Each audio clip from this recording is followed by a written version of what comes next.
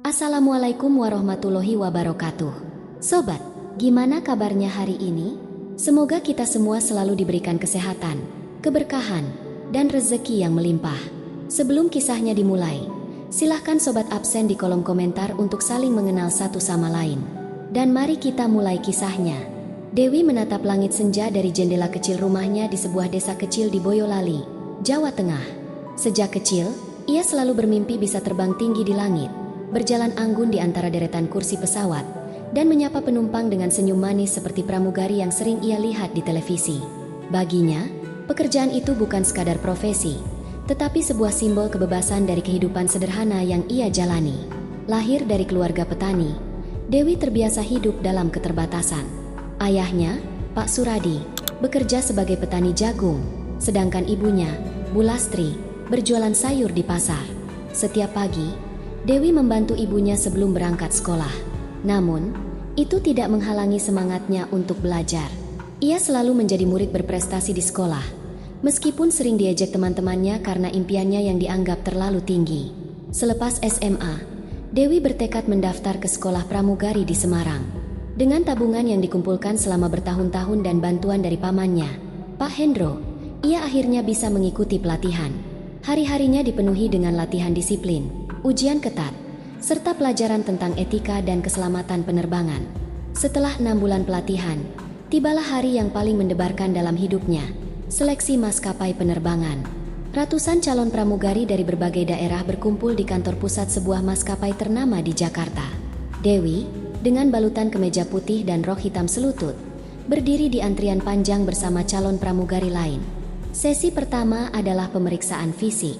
Tinggi badannya yang mencapai 165 cm cukup memenuhi syarat. Lalu, ia menjalani tes kesehatan, wawancara kepribadian, serta ujian psikologi. Setiap tahap terasa semakin berat, dan banyak kandidat yang gugur di tengah jalan. Saat gilirannya tiba untuk wawancara, Dewi duduk tegak di depan 3 pewawancara, termasuk seorang kepala kru senior bernama Bu Ratna. "Kenapa kamu ingin menjadi pramugari?" tanya Bu Ratna dengan nada tegas. Dewi menarik napas dalam. "Sejak kecil, saya ingin melihat dunia. Saya ingin bertemu banyak orang dan memberikan pelayanan terbaik kepada mereka. Saya percaya ini bukan hanya pekerjaan, tetapi juga kesempatan untuk membawa kebahagiaan bagi penumpang." Jawabnya mantap. Salah satu pewawancara mengangguk kecil, tetapi ekspresi mereka tetap sulit ditebak. Setelah menjawab beberapa pertanyaan lainnya, Dewi meninggalkan ruangan dengan tangan dingin. Ia merasa telah memberikan yang terbaik, tetapi keraguan tetap menyelimutinya. 3 minggu kemudian, surat pengumuman tiba. Dengan tangan gemetar, Dewi membuka amplop itu di depan kedua orang tuanya. Saat membaca kalimat pertama, air matanya mengalir. "Selamat, Anda dinyatakan lulus sebagai pramugari untuk maskapai kami." Tangis bahagia pecah di rumah kecil itu. Ibunya memeluknya erat, sementara ayahnya menepuk pundaknya dengan bangga. Ini adalah awal dari mimpi yang selama ini ia perjuangkan. Beberapa bulan kemudian, Dewi resmi mengenakan seragam biru tua khas maskapai tempatnya bekerja. Ia berdiri di depan cermin di asrama pelatihan di Tangerang, merapikan dasi kecil di lehernya. Tatapan matanya berbinar melihat bayangannya sendiri. Namun, jauh di lubuk hatinya, ia tidak tahu bahwa dunia yang akan ia masuki jauh lebih gelap dari yang ia bayangkan. Hari pertama Dewi sebagai pramugari resmi dimulai dengan hiruk-pikuk di Bandara Soekarno-Hatta, Tangerang. Ia mengenakan seragam biru tua yang telah ia impikan sejak kecil. Rambutnya tertata rapi dalam sanggulan sederhana, dan wajahnya dihiasi senyum penuh kebanggaan. Tetapi, di balik semangatnya, ada kegugupan yang menyelinap di dada. Di ruang kru, Dewi bertemu dengan rekan-rekan satu angkatannya, serta beberapa senior yang sudah lebih lama bekerja. Seorang pramugari senior, Siska, menyambutnya dengan tatapan dingin. "Anak baru ya? Nanti jangan bikin masalah di atas pesawat," katanya singkat, sebelum berlalu tanpa menunggu jawaban. Dewi hanya bisa tersenyum kecil, mencoba mengabaikan perasaan aneh yang mulai muncul dalam dirinya. Sebelum penerbangan, kru menghadiri briefing yang dipimpin oleh kepala awak kabin, Bu Lestari. Setiap orang mendapat tugas masing-masing. Dewi ditugaskan di bagian ekonomi, bersama seorang pramugari lain bernama Rina, yang tampak lebih ramah dibandingkan yang lain. Saat pesawat Boeing 737 itu mulai mengudara menuju Makassar, Dewi dengan sigap mengikuti instruksi seniornya. Ia menyapa penumpang dengan sopan, membantu mereka memasukkan bagasi ke kompartemen atas, dan memastikan semua orang mengenakan sabuk pengaman. Ia merasa bangga bisa menjalankan tugasnya. Tetapi, tidak butuh waktu lama bagi Dewi untuk mulai merasakan tekanan pekerjaan ini. Begitu pesawat stabil di udara, layanan makanan dimulai. Bersama Rina, ia mendorong troli minuman ke lorong sempit di antara kursi penumpang. Beberapa penumpang tampak sabar, tetapi ada juga yang bersikap tidak menyenangkan. "Mbak, lama banget sih. Saya udah nunggu dari tadi," kata seorang pria parubaya dengan nada kesal. "Maaf, Pak, kami akan segera melayani Anda," jawab Dewi dengan senyum terlatih. Tetapi, saat ia hendak menuangkan teh ke dalam cangkir, pesawat sedikit berguncang, membuat beberapa tetes minuman tumpah ke meja penumpang itu. "Astaga, kamu nggak lihat apa? Baru juga kerja udah bikin repot." Dewi membungkuk dalam-dalam, meminta maaf berulang kali, tetapi pria itu masih mengomel. Dari sudut matanya, ia melihat Rina hanya menatapnya tanpa berkata apa-apa. Ketika layanan selesai, Dewi kembali ke gali, ruang kecil tempat kru menyimpan peralatan makanan dan minuman. Saat ia sedang merapikan nampan kotor, Siska masuk dan bersedekap di dekatnya. "Tadi di kabin, kenapa ngeladenin penumpang lama banget? Anak baru itu nggak usah sok lemah lembut. Kalau mereka nyebelin, biarin aja, jangan mau diinjak," katanya ketus. Dewi tidak menjawab, hanya menunduk dan terus bekerja. Penerbangan itu berakhir tanpa kendala besar, tetapi tubuhnya terasa lelah luar biasa. Setelah semua penumpang turun, ia membantu kru lain membersihkan kabin. Setiap kursi diperiksa, kantong di belakang kursi dikosongkan dari sampah yang tertinggal. Setelah selesai, mereka kembali ke ruang kru. Seharusnya momen ini menjadi saat untuk bersantai sejenak sebelum penerbangan berikutnya. Tetapi Dewi langsung mendapat teguran dari seorang atasan laki-laki, "Pak Arif, supervisor maskapai." "Dewi, saya dengar tadi ada penumpang yang komplain soal layananmu. Ingat ya, senyum dan kecepatan itu penting. Jangan sampai kita dapat ulasan buruk hanya karena kamu masih kaku." Dewi hanya bisa mengangguk dan meminta maaf. Ia ingin membela diri, tetapi tahu itu tidak ada gunanya. Setelah 1 hari penuh penerbangan bolak-balik, akhirnya ia bisa kembali ke apartemen kecil yang disediakan oleh maskapai di kawasan Cengkareng. Begitu melepas sepatu hak tingginya, ia merasakan nyeri menusuk di kakinya. Ia berjalan tertatih menuju kasur, lalu menjatuhkan diri ke atasnya. Langit-langit kamar terlihat buram di matanya. Ia mencoba mengingat kembali impian masa kecilnya, betapa ia selalu membayangkan kehidupan ini penuh keindahan dan kemewahan. Tetapi kenyataan berkata lain. Dewi menatap seragamnya yang tergantung di balik pintu. Matanya terasa panas, tetapi ia menahan air matanya agar tidak jatuh. Dewi duduk di ruang kru di kantor pusat maskapai di Tangerang, menyesap teh hangat dari cangkir kertasnya. Ia baru saja menyelesaikan penerbangan rute Jakarta-Medan Jakarta. Tubuhnya terasa lelah, tetapi ia tetap bertahan dengan senyum yang dipaksakan. Hari itu, ia tidak hanya menghadapi jadwal kerja yang padat, tetapi juga tatapan-tatapan penuh arti dari beberapa seniornya. Sejak beberapa minggu terakhir, Dewi mulai menyadari ada sesuatu yang tidak biasa di lingkungan kerjanya. Beberapa pramugari senior tampak mendapat perlakuan khusus dari atasan. Mereka sering mendapat jadwal penerbangan ringan, rute nyaman dengan durasi pendek, serta liburan yang lebih sering dibandingkan pramugari lain. Seorang pramugari senior bernama Nadia, yang terkenal dengan gaya hidup mewahnya, seringkali muncul dengan barang-barang bermerek. Tas Louis Vuitton, parfum mahal, dan perhiasan emas selalu menghiasi tubuhnya. Dewi tidak tahu bagaimana Nadia mampu hidup seperti itu hanya dengan gaji seorang pramugari biasa. Sore itu, setelah menyelesaikan briefing penerbangan untuk keesokan harinya, Dewi hendak meninggalkan ruangan ketika seorang atasan, Pak Budi, kepala kru senior, memanggilnya. "Dewi, sebentar." Dewi berbalik, mendapati pria berusia 40-an itu duduk dengan santai di kursinya. Senyum samar terpasang di wajahnya. "Ya, Pak." Pak Budi menatapnya dari ujung kepala hingga ujung kaki, lalu mengeluarkan sesuatu dari sakunya, selembar kertas berisi daftar nama. "Kamu sudah cukup lama bekerja di sini, ya? Sekarang waktunya kamu belajar bagaimana menjalani karir yang lebih nyaman." Dewi mengernyit. "Maksud Bapak?" Pak Budi tersenyum lebih lebar. "Ada beberapa tamu VIP yang sering terbang dengan maskapai kita. Mereka menyukai pelayanan ekstra dari kru kami. Jika kamu tertarik, aku bisa mengenalkanmu dengan mereka. Keuntungan besar. Dewi, kamu bisa mendapatkan bonus yang jauh lebih tinggi dari gaji bulanan. Dewi merasakan sesuatu yang aneh di perutnya. Seolah udara di ruangan itu mendadak terasa lebih berat. Saya tidak mengerti, Pak. Pak Budi menghela napas seolah lelah harus menjelaskan sesuatu yang sudah seharusnya ia pahami. Ini bukan hal baru, Dewi. Banyak pramugari senior yang mendapatkan fasilitas lebih baik karena tahu cara bekerja sama dengan perusahaan dan para tamu penting. Aku hanya ingin membantumu agar tidak salah langkah. Kamu anak baik, tapi kalau kamu hanya bekerja berdasarkan aturan, kamu tidak akan bertahan lama di sini. Dewi tercekat. Kata-kata itu mengandung lebih dari sekadar nasihat. Ada ancaman tersirat di dalamnya. Saya pikir saya hanya ingin bekerja sesuai tugas saya, Pak. Jawabnya hati-hati. Pak Budi tersenyum tipis, lalu menyandarkan tubuhnya ke kursi. Baik, itu pilihanmu. Tapi ingat, Dewi, tidak semua orang bisa bertahan lama kalau terlalu lurus. Dunia ini penuh dengan permainan, dan hanya yang cerdas yang tahu cara bermainnya. Dewi mengangguk pelan, lalu buru-buru pamit keluar dari ruangan. Langkah kakinya terasa berat, tetapi tangannya tetap menggenggam erat daftar tugasnya untuk penerbangan esok hari. Malam itu, saat ia sedang merebahkan tubuhnya di kamar apartemennya di Cengkareng, sebuah pesan masuk ke ponselnya dari nomor yang tidak dikenal. Besok malam, Hotel Mulia Senayan, kamar 1204. Jangan lupa dandan cantik. Dewi menatap layar ponselnya dengan tangan gemetar. Ia langsung menghapus pesan itu tanpa membalas apapun. Langit sore di Bandara Sultan Hasanuddin, Makassar, tampak berwarna jingga saat pesawat Boeing 737 bersiap untuk penerbangan kembali ke Jakarta.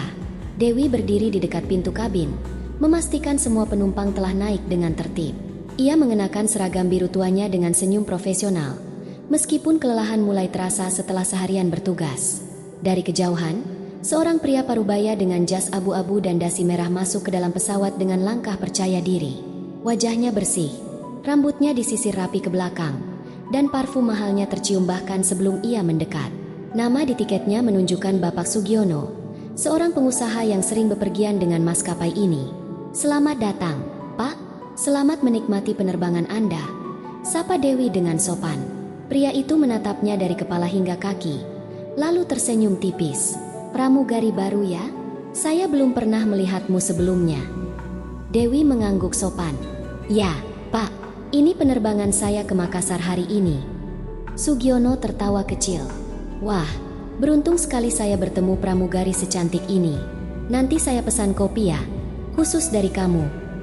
Dewi hanya tersenyum, lalu membiarkannya berjalan menuju kursi kelas bisnis. Hatinya terasa tidak nyaman, tetapi ia tetap menjaga ekspresi wajahnya agar tidak terlihat terganggu. Penerbangan berlangsung normal hingga pesawat mencapai ketinggian jelajah. Lampu sabuk pengaman sudah dipadamkan, menandakan awak kabin bisa mulai melayani penumpang. Bersama rekannya, Ayu, Dewi mulai mendorong troli minuman menuju kabin kelas bisnis. Saat ia tiba di barisan kursi tempat Sugiono duduk, pria itu langsung mengangkat tangannya. Kopi saya mana, Mbak? Katanya dengan senyum yang terlalu ramah. Dewi mengangguk. Baik, Pak, mohon tunggu sebentar. Ia menuangkan kopi hitam ke dalam cangkir kecil, lalu meletakkannya di meja Sugiono dengan hati-hati. Namun, saat ia hendak berbalik untuk melayani penumpang lain, Sugiono tiba-tiba menyentuh pergelangan tangannya. Sebentar, jangan buru-buru. Temani saya minum sebentar. Dewi menahan napas, merasakan tekanan dari genggaman pria itu.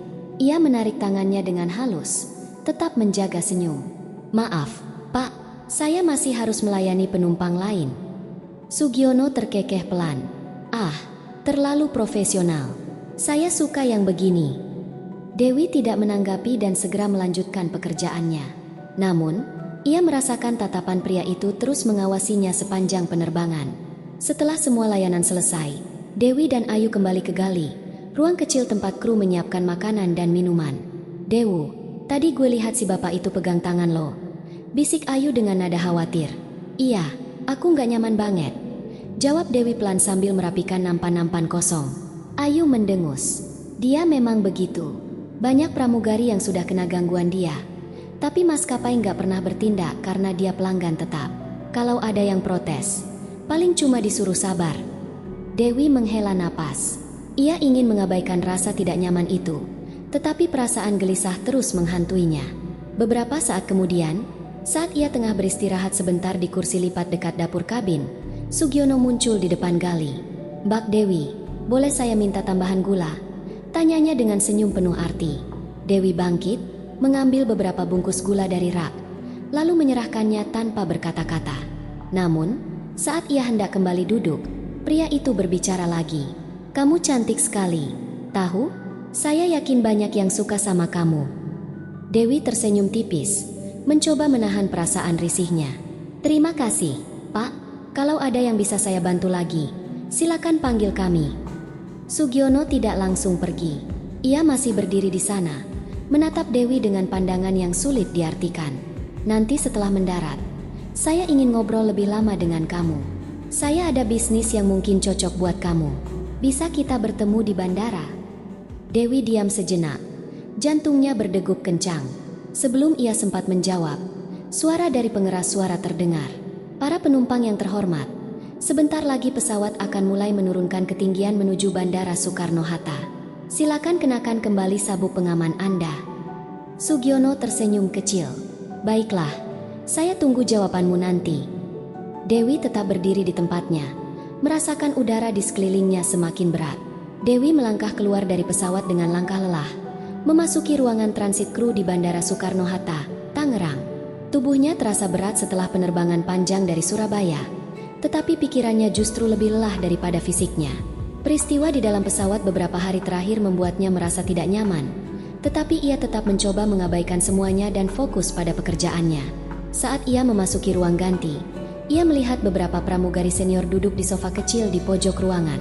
Mereka tertawa kecil sambil menggulirkan layar ponsel mereka, sesekali berbisik satu sama lain. Salah satu dari mereka adalah Nadia, pramugari senior yang selalu tampil glamor dengan parfum mahal dan perhiasan mencolok. "Dewi, sini deh sebentar," panggil Nadia dengan nada ramah. Dewi menghampirinya dengan sedikit ragu. Ia tidak terlalu dekat dengan kelompok senior ini, tetapi ia tahu bahwa Nadia adalah salah satu pramugari yang paling dihormati di maskapai. "Lo udah berapa bulan kerja di sini?" tanya Nadia sambil memainkan kalung emasnya. "Baru 6 bulan, Kak," jawab Dewi singkat. Nadia tersenyum kecil, lalu melirik ke arah teman-temannya. "Gimana? Udah mulai ngerti cara kerja di dunia ini?" Dewi mengangguk, meskipun ia tahu pertanyaan itu mengandung makna yang lebih dalam. "Jangan terlalu polos, Dewi. Kalau lo mau bertahan lama, lo harus tahu gimana cara mainnya," kata Sarah, pramugari senior lain yang duduk di sebelah Nadia. Dewi tidak langsung menjawab. Ia hanya diam, menunggu mereka melanjutkan pembicaraan. Nadia menarik napas, lalu melirik ke arah jam tangannya yang berkilau. "Lo tahu nggak? Gaji pramugari itu sebenarnya nggak cukup buat hidup nyaman di Jakarta. Apalagi kalau lo cuma andelin jam terbang standar. Kalau lo mau dapat lebih, ada cara lain." Dewi menelan ludah. "Maksudnya, Kak?" Nadia menyeringai, lalu mendekat sedikit. "Beberapa dari kita punya pekerjaan tambahan. Ada tamu VIP, pejabat, atau pengusaha yang sering terbang bareng kita. Mereka suka sama pramugari yang cantik dan sopan. Dan mereka nggak segan buat ngasih bonus besar. Lo ngerti kan maksud gue?" Dewi merasakan darahnya berdesir. Ia mendengar rumor seperti ini sebelumnya, tetapi tidak pernah mengira bahwa seseorang akan menawarkannya secara langsung. Aku nggak tertarik, Kak," jawabnya cepat. Sarah tertawa kecil. "Ya udah, kita juga nggak maksa. Tapi jangan kaget kalau nanti lo bakal dapat jadwal penerbangan yang lebih capek dan nggak enak." Dewi menatap mereka dengan ekspresi tidak percaya. "Maksud kakak?" Nadia mengangkat bahu. "Ya, lo tahu sendiri kan, beberapa senior kita dapat rute-rute enak. Mereka nggak kerja keras, tapi selalu dapat penerbangan santai. Kenapa? Karena mereka tahu cara bermain dengan atasan. Kalau lo tetap kaku kayak gini, lo bakal dapat penerbangan back-to-back yang bikin badan remuk. Itu aja." Dewi terdiam. Kata-kata itu seperti peringatan terselubung. "Gue kasih lo waktu buat mikir. Kalau lo berubah pikiran, lo tahu di mana harus nyari gue," tambah Nadia sebelum berdiri dan merapikan rambutnya di depan cermin. Dewi hanya bisa duduk diam di kursinya. Dari sudut mata, ia melihat seorang pramugari lain, Maya, memasuki ruangan dengan wajah letih. Bajunya tampak sedikit berantakan, dan ia langsung duduk di sofa dengan napas berat. "Gimana tadi?" tanya Sarah dengan nada penasaran. Maya hanya tersenyum kecil, lalu mengeluarkan dompetnya dan memperlihatkan segepok uang ratusan ribu. "Cukup buat sebulan," katanya pelan. Dewi menahan napas. Ia tahu pasti uang itu bukan berasal dari gaji maskapai. Saat itu juga, pintu ruang transit terbuka dan seorang kru laki-laki dari tim operasional maskapai masuk dengan ekspresi datar. "Dewi, lo dipanggil Pak Arif ke kantornya sekarang." Jantung Dewi berdegup kencang. Langit sore di Bandara Ngurah Rai, Bali, tampak keemasan saat Dewi menunggu keberangkatan penerbangannya kembali ke Jakarta. Setelah beberapa bulan bekerja, ia mulai terbiasa dengan ritme pekerjaannya, meskipun beban yang ia rasakan semakin berat. Hari itu ia bertugas dalam penerbangan malam, dan perasaannya sedikit lebih ringan karena ada seseorang yang akan ikut dalam penerbangan yang sama. Rizal, seorang pilot yang sudah beberapa kali bertugas dengannya. Rizal bukan sekadar rekan kerja baginya. Pria itu memiliki tatapan lembut, senyum yang menenangkan, dan sikap yang selalu perhatian. Awalnya, Dewi menganggap perhatian Rizal hanya sebatas profesionalitas, tetapi seiring waktu, percakapan mereka semakin akrab. Rizal sering mengundangnya untuk sekadar makan malam setelah penerbangan panjang, dan ia selalu berbicara dengan nada yang membuat Dewi merasa nyaman. Malam itu, setelah pesawat mencapai ketinggian jelajah, Dewi duduk sejenak di gali untuk beristirahat.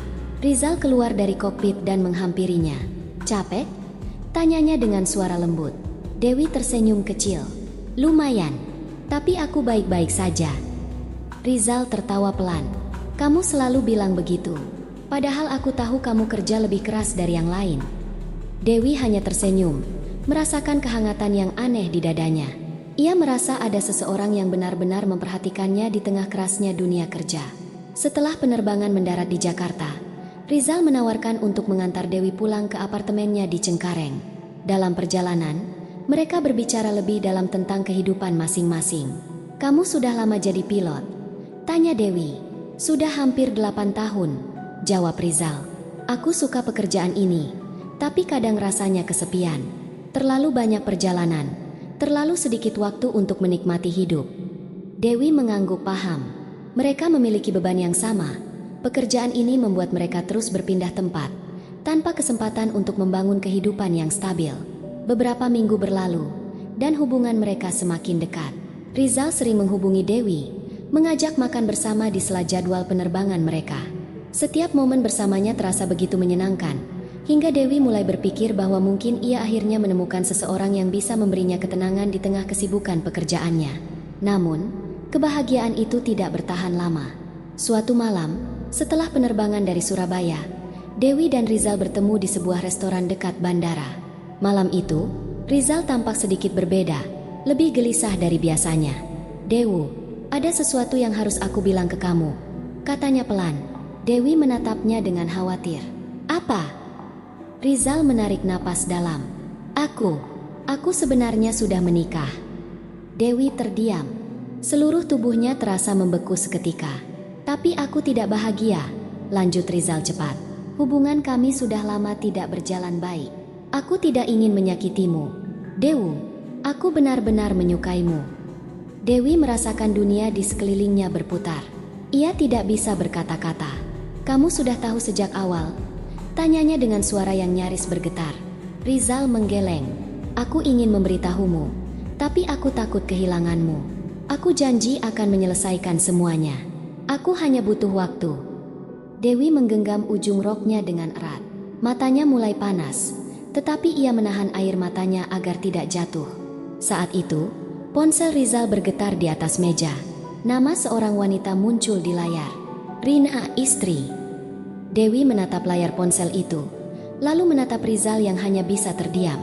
Langit di atas Bandara Kuala Namu, Medan, tampak mendung saat Dewi berdiri di depan pintu kabin, memastikan semua penumpang telah naik dengan tertib. Penerbangan malam ini menuju Jakarta, dan seperti biasa, ia mengenakan seragam biru tuanya dengan senyum yang sudah terlatih. Meski kelelahan mulai terasa setelah beberapa penerbangan dalam satu hari, ia tetap berusaha menjalankan tugasnya dengan profesional. Di dalam kokpit, kapten penerbangan malam ini adalah Kapten Damar, seorang pilot senior yang dikenal tenang dan berpengalaman. Di sebelahnya, kopilot Fajar, yang masih muda tetapi cekatan. Dari interkom, Kapten Damar mengumumkan bahwa cuaca malam ini kurang bersahabat, tetapi mereka tetap akan berangkat sesuai jadwal. Saat pesawat mulai taksing ke landasan, Dewi memeriksa sabuk pengaman penumpang dan memastikan semua peralatan keselamatan siap digunakan. Di antara penumpang, ada seorang ibu dengan bayinya yang terlihat gelisah, seorang pria parubaya dengan jas resmi, dan beberapa turis yang tampak lelah. Ketika pesawat lepas landas, hujan mulai turun deras. Langit gelap hanya sesekali diterangi kilat yang menyambar jauh di kejauhan. Dewi duduk di kursi lipat dekat gali belakang, mencoba menenangkan dirinya. Hujan lebat dan guncangan saat takeoff bukan hal baru baginya. Tetapi malam ini perasaannya tidak enak. Sekitar 40 menit setelah lepas landas, pesawat mulai memasuki wilayah cuaca buruk di atas Selat Malaka. Lampu kabin berkedip sesaat, dan suara Kapten Damar terdengar melalui pengeras suara. Para penumpang yang terhormat, kita sedang memasuki turbulensi. Mohon tetap mengenakan sabuk pengaman dan tetap duduk hingga pemberitahuan lebih lanjut. Dewi segera berjalan cepat ke lorong, memastikan semua penumpang tetap duduk dengan sabuk pengaman terpasang. Beberapa penumpang mulai terlihat cemas, terutama ibu yang menggendong bayinya. Bu, tetap tenang, tarik napas dalam-dalam. Jika perlu bantuan, saya ada di sini, ucap Dewi dengan lembut sambil berjongkok di sampingnya. Tiba-tiba, pesawat berguncang lebih keras. Dewi berpegangan pada kursi terdekat untuk menjaga keseimbangan. Beberapa penumpang menjerit kecil, dan nampan makanan yang belum dikembalikan jatuh berantakan di lantai. Di kokpit, Kapten Damar berusaha mengendalikan pesawat yang mulai terguncang hebat akibat angin kencang. Tower Soekarno-Hatta, di sini GA815. Kami mengalami turbulensi berat di ketinggian 32.000 kaki, meminta izin turun ke 28.000 kaki. Suara Kapten Damar terdengar tegang di radio komunikasi. Dewi kembali ke tempat duduk kru dan mengikat sabuk pengamannya erat. Matanya menatap lorong kabin yang semakin riuh oleh ketakutan para penumpang. Lalu, tiba-tiba, Deuge! Guncangan besar membuat seluruh pesawat bergoyang hebat. Dewi merasakan tubuhnya terhempas ke samping. Kepala bagian kanannya membentur dinding kabin. Pandangannya berkunang-kunang, sementara suara jeritan penumpang semakin jelas di telinganya. Di dalam kokpit, alarm berbunyi keras. Kopilot Fajar berteriak, "Kita kehilangan ketinggian. Ada wind shear." Kapten Damar berusaha mengendalikan pesawat yang turun dengan cepat akibat arus udara ekstrim. Cahaya kilat dari luar jendela menerangi wajahnya yang tegang. Dewi menggigit bibirnya menahan nyeri di kepalanya. Tetapi ia segera berdiri dan berusaha berjalan ke lorong. Ia harus memastikan penumpang tetap aman. Saat ia melangkah, tiba-tiba pesawat kembali terguncang keras. Tubuhnya terhempas ke depan, bahunya menghantam tepian kursi. Rasa sakit menjalar ke seluruh tubuhnya, tetapi ia tidak bisa berhenti.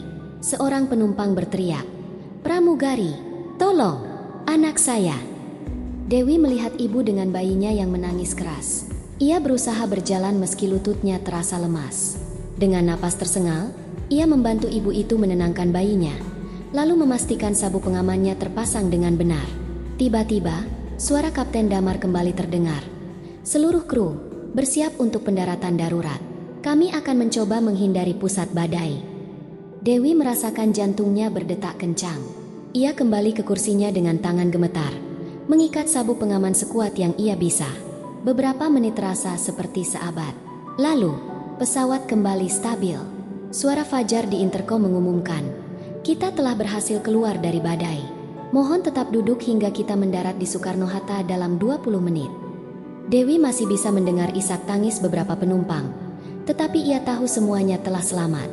Namun, saat ia mencoba menggerakkan kakinya, rasa sakit tajam menjalar dari pergelangan kakinya. Saat menunduk, ia baru menyadari bahwa pergelangan kakinya bengkak dan memar. Tetapi tidak ada waktu untuk memikirkan itu.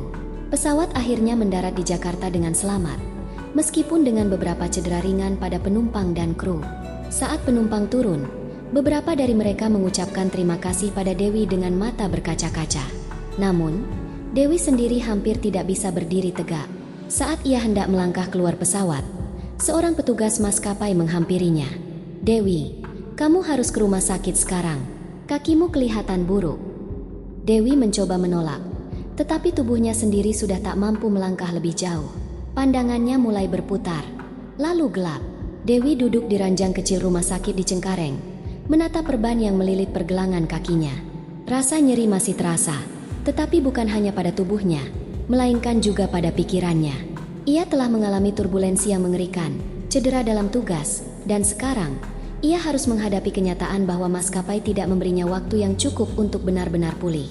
Pagi itu, seorang perwakilan maskapai, Bu Lestari, datang ke kamarnya dengan senyum profesional. "Dewi, bagaimana kondisi kakimu?"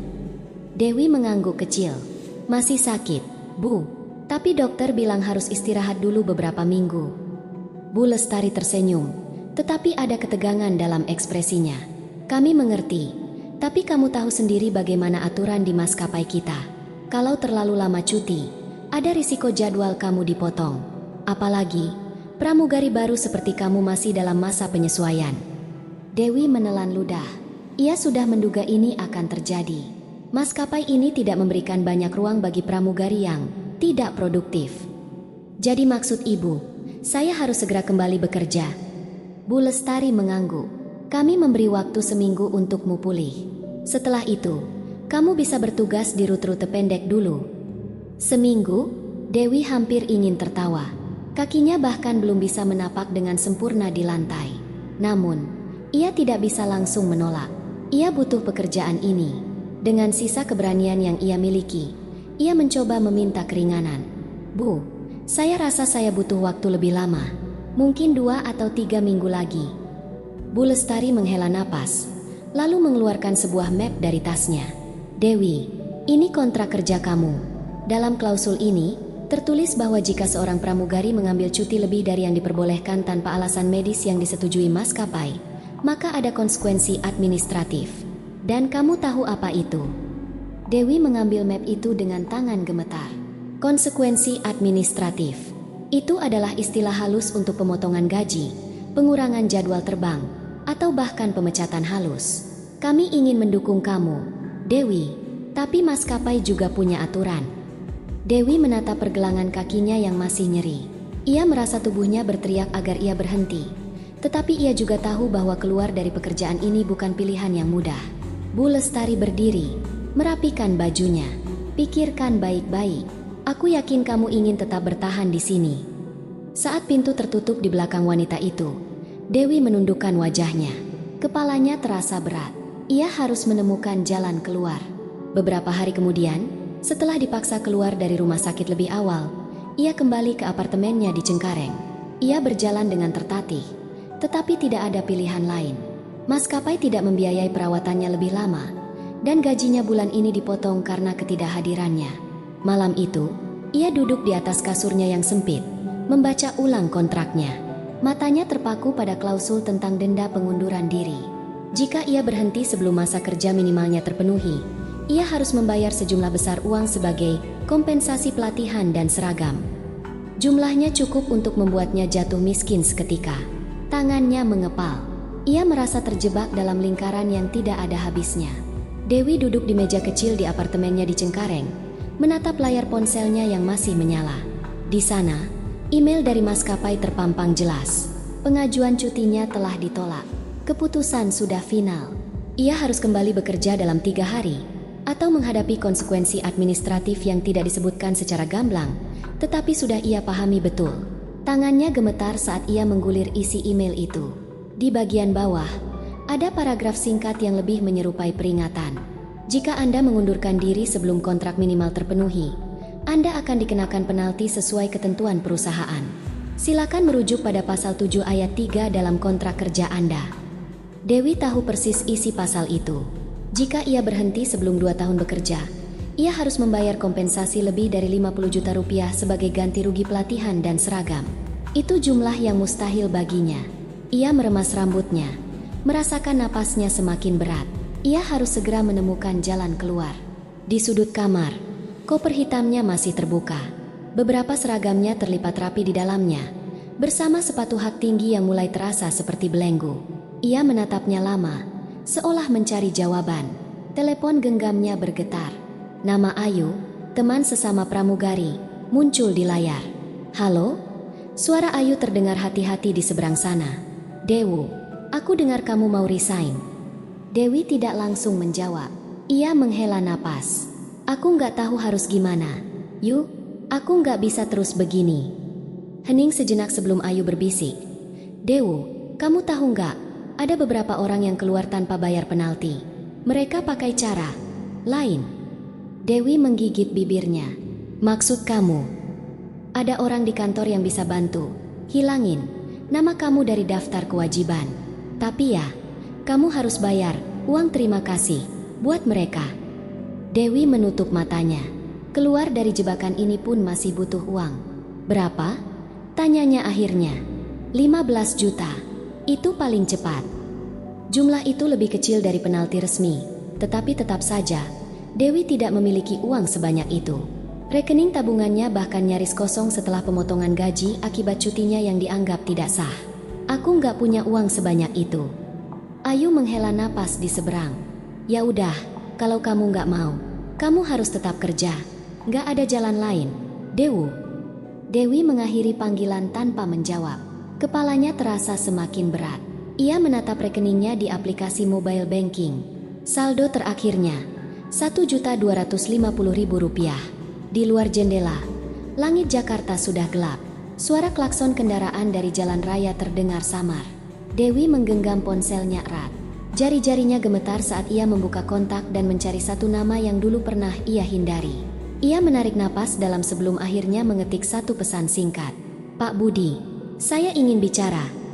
Dewi duduk di dalam sebuah kafe kecil di sudut Tangerang. Jemarinya meremas cangkir kopi yang sudah mendingin. Di depannya, seorang pria berkemeja biru dengan jas hitam tampak serius membaca dokumen di tangannya. Reza, seorang teman lama dari kuliah yang kini bekerja sebagai pengacara tenaga kerja, baru saja menjelaskan celah hukum yang bisa ia gunakan untuk keluar dari maskapai tanpa membayar penalti selangit. Kalau dilihat dari kontrak ini, ada satu pasal yang bisa kamu manfaatkan, ujar Reza, menaruh dokumen itu di meja. Mereka nggak bisa memaksa kamu bekerja kalau ada alasan kesehatan yang valid. Cedera di pekerjaan bisa jadi dasar hukum untuk keluar tanpa penalti. Dewi menatapnya, setengah tidak percaya. Tapi mereka pasti nggak akan terima alasan itu begitu saja. Reza mengangguk. Benar. Tapi kalau kita bisa dapatkan surat dari dokter yang menyatakan bahwa kakimu belum pulih sepenuhnya dan kamu tidak bisa bertugas dalam waktu lama, mereka harus melepasmu tanpa biaya tambahan. Dewi menarik napas dalam. Matanya menatap kosong ke arah jalanan di luar jendela. Setiap langkah menuju kebebasan terasa seperti medan pertempuran yang penuh jebakan. Aku bisa bantu urus surat-suratnya. Tapi kamu harus tegas kalau mereka mencoba menekan kamu, lanjut Reza. Dewi mengangguk pelan. Ia sudah terlalu lama merasa terjebak. 2 minggu kemudian, ia kembali ke kantor pusat maskapai di Tangerang. Kali ini dengan membawa dokumen lengkap dari dokter dan pengacaranya. Ia melangkah melewati lorong panjang menuju ruang Pak Arif, salah satu manajer personalia yang menangani pengunduran diri kru. Di dalam ruangan, Bu Lestari sudah duduk dengan ekspresi kaku. Di sebelahnya, Pak Arif membaca dokumen yang Dewi serahkan. Dewi, kami bisa mengatur ulang jadwal penerbanganmu agar lebih ringan. Kamu tidak harus langsung berhenti, kata Pak Arif, mencoba menawar. Dewi menegakkan punggungnya. Terima kasih, Pak, tapi keputusan saya sudah bulat. Saya tidak bisa melanjutkan pekerjaan ini dengan kondisi seperti ini. Bu Lestari menatapnya lama sebelum akhirnya berbicara. Kamu tahu kan, kalau ini akan menutup pintu buat kamu kembali ke dunia penerbangan. Dewi tersenyum kecil.